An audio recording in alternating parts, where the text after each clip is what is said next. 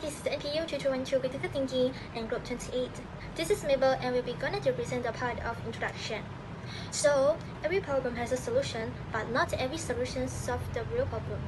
Like imagine treating a fever without diagnosing the infection causing it. The symptoms may disappear temporarily, but the problem remains. So, what is problem solving? It is a strategy and systematic that use logical, critical thinking, and teamwork to identify the challenges to solve the problem effectively.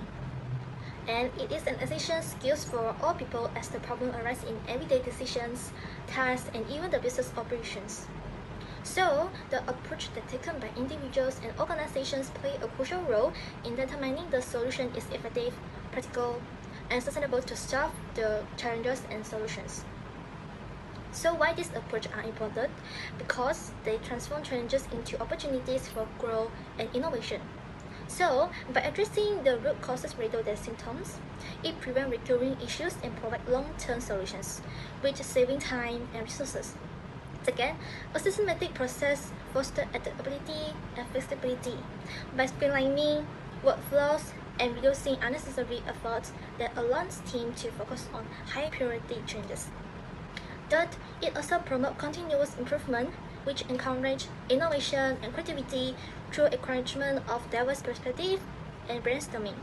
In this video, we will explain the key concept and the approach they use to apply them effectively, as well as we will also analyze the real-world cases to show how this concept shape the way individuals and organizations address the challenges with their application can lead to success of area. Thank you. I am Iqbal and I will continue the presentation. The key idea of this slide is that effective problem solving follows a structured process. Instead of making quick decisions, we first clearly define the problem, then generate different options, elaborate them using evidence, choose the best solution, and finally implement and review it. This step-by-step approach reduces waste and increases the chance of achieving successful outcome. Next is about the stability analysis.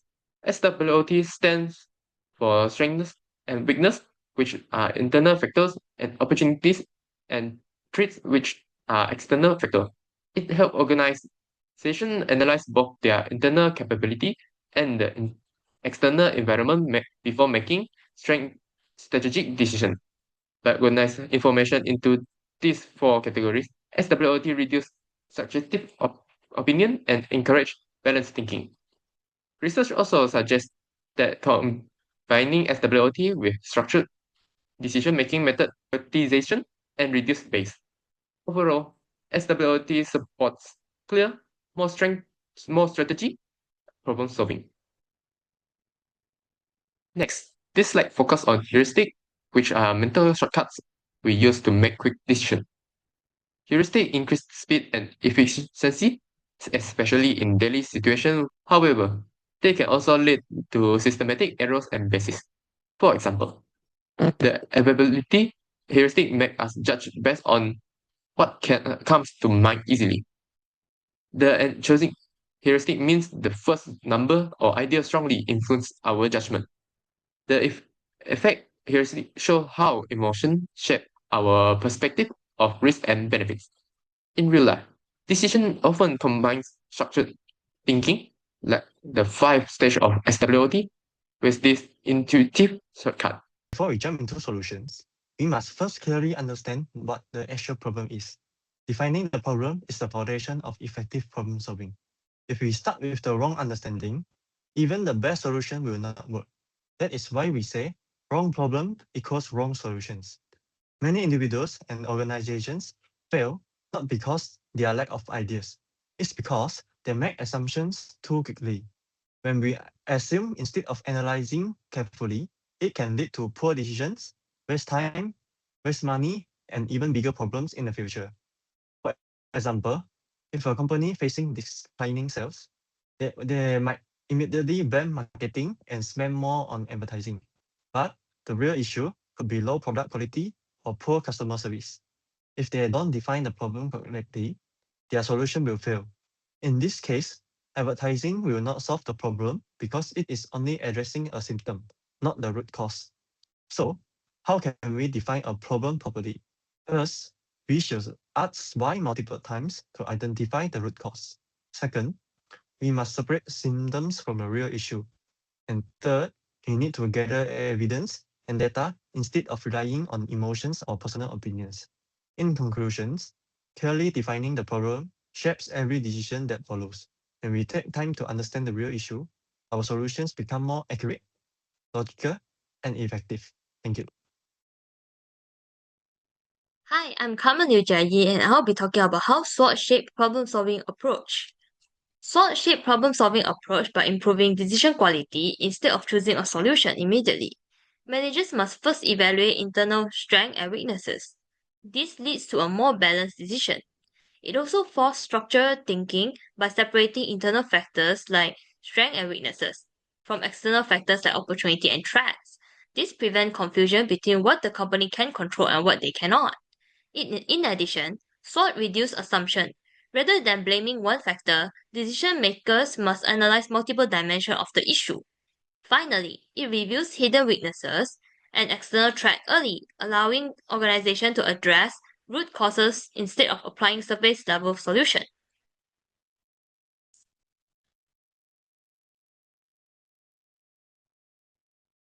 Imagine in a made-up scenario, a company's sales are declining. Management thinks the problem is low staff motivation, but by applying SWOT, we see the real issue is product itself. Looking at strength, the company can leverage its strong brand reputation. Weaknesses highlights internal limitation like product quality issue. Opportunities points to potential growth such as expanding online, and threat alerts them to external risks like stronger competitors. This shows how SWOT helps the company focus on the real problem rather than reacting to symptoms. Now, how weaknesses and threat reveals the real issue. Often organizations focus only on quick fixes. Weaknesses force decision makers to confront internal limitation, while threat highlights the risk outside their control. For example, ignoring the product quality issue could mean continued low sales. By analyzing weaknesses and threat, the organization can create strategic long-term solution rather than reacting superficially. SWOT here shape problem solving by making decisions more informed, realistic, and sustainable. And I will talk about decision evaluation in critical thinking. Decision evaluation is a process of carefully analyzing and comparing possible solutions before choosing the best one. It involves examining evidence and facts, comparing alternatives, considering risks and consequences, and making sure decisions align with our goals. This is important because it prevents impulsive decision, encourages logical reasoning, ensure we address the root cause of the problem and improve overall solution quality. In short, good evaluation helps us to make smarter and more effective solutions.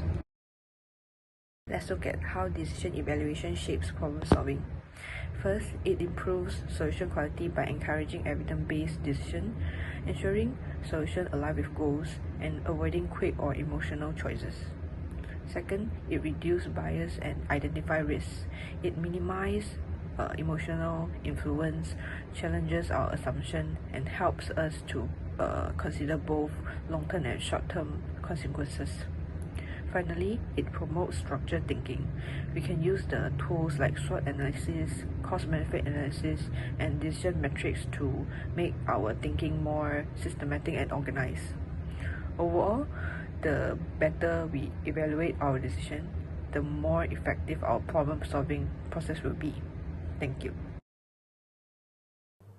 Now I will talk about heuristic. Heuristics are the shortcuts our brains take when we are under pressure or short on time. They help us move fast, but often at the cost of structure. We live stretch from observation to conclusion instead of walking through a logical process step by step. In real-world situations, when complexity or urgency kicks in, that kind of deep analysis can feel impossible. So we fall back on heuristics. They help us simplify, but they also let us bypass the steps that keep our thinking in check.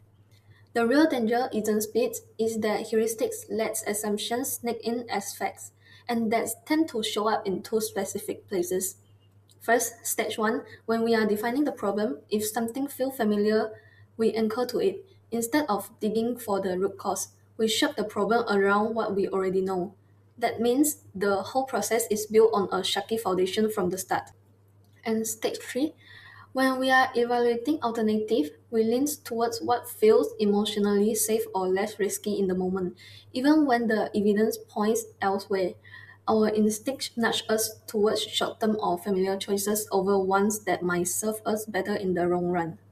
And what happens when heuristics override rational analysis? This is especially common under pressure or uncertainty. When people feel uncertain about the future, familiar information feels more reliable. Past success becomes a psychological anchor. Emotional comfort starts influencing risk judgment instead of objectively analyzing new information. Leaders rely on what has worked before. The consequences for organizations are significant. First, new signals are underestimated. Early warning signs may be ignored because they do not fix existing mental models. Second, change is delayed. Organizations continue using familiar strategies even when the environment is shifting. Over time, strategy blind spots develop. The organization become reactive rather than analytical. When heuristic dominate decision-making, rational analysis is overridden, and that is where long-term risks begin. Hi everyone. We're going to go deeper into the real world cases. So we decided to go for a pretty popular company, and I'm pretty sure you guys know this company. I'll give you guys a little hint. Now, by the picture of it, it shows that it is a mobile phone company, and it is not Apple, it is not Huawei or Samsung, it is Nokia. I will start by introducing myself first. My name is Nur Sharifuddin, and I'm here to share Nokia's company background and its problems throughout the growing their business. Let's start by me explaining the company background first. According to Mohammed et al. In 2025, back in 2000, before 2007 to be specific, Nokia was the world's largest mobile phone company, and between 2001 to 2007, it has controlled about over approximately around 33% of the global handset market during the peak time, with its strengths on first, a strong brand reputation, durable hardware, as you guys know how durable the phone is, and efficient global distribution.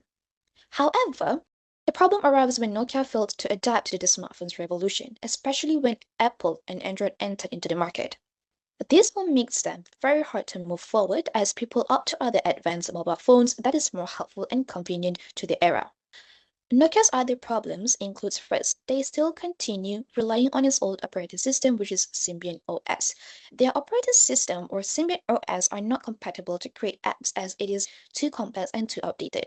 Second, they underestimate the importance of app ecosystem where they ignored the importance of how convenient it is to have the integrated ecosystems such as apps, services, and updates.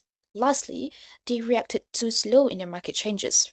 When other mobile phones like Androids boost apps, they realized their mistakes and decided to change it by partnering with Microsoft and adopted Windows Phone in 2011. However, at that time, it was too late to attempt a fixed strategy mistake.